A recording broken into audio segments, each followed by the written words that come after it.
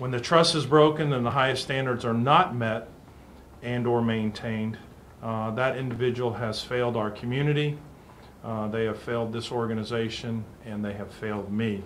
And that failure tarnishes this agency and everyone who pins a badge on that goes to work.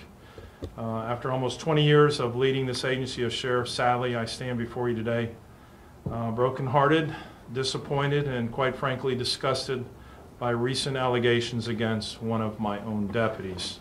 In February, a very, very brave individual came forward and submitted information stating that a deputy had sexually assaulted them while he was on duty.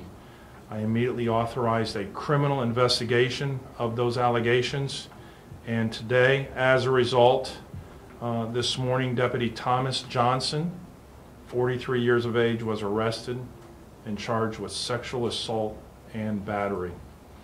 He's being held without bond until first appearance until tomorrow morning. Johnson has worked for the Sheriff's Office since May of 2003 and has served as a detention deputy, a patrol deputy, an agency trainer, and a detective. It is possible this may not have been the first time this type of incident has occurred with him, and I'm asking for anyone who may have been victimized by Deputy Johnson to contact my Criminal Investigation Division at 462-3230.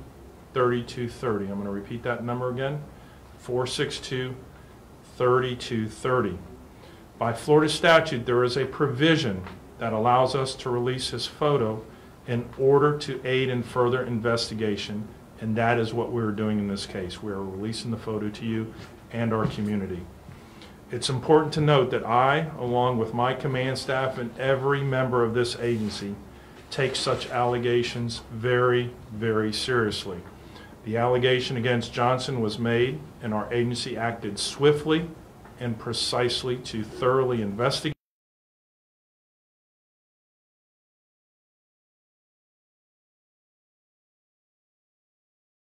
on unpaid trial.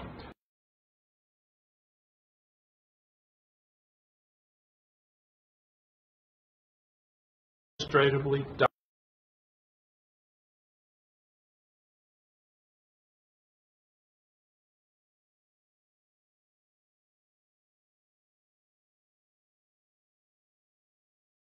and such as this quickly erode the trust and respect that law enforcement work hard each and every day to build within the communities we serve.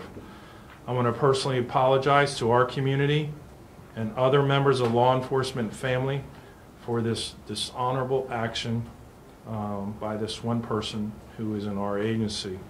I'm in the process of meeting with the members of our agency units and squads to convey to them the seriousness of these actions and remind them the importance of serving our public and being beyond reproach.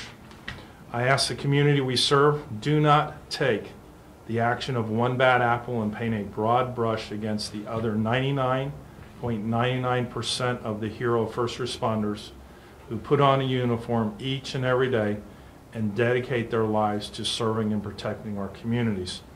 Finally, I just want to note that and express my appreciation for the men and women that worked on this investigation.